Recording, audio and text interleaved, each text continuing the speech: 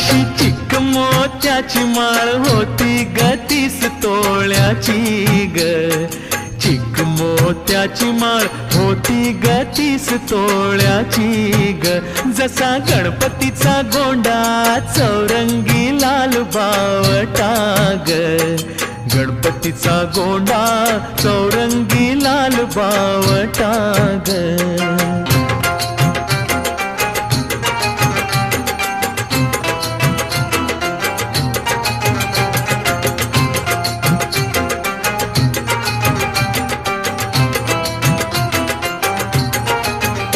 या चिकमाळेला रेशमी मौचार दोराग.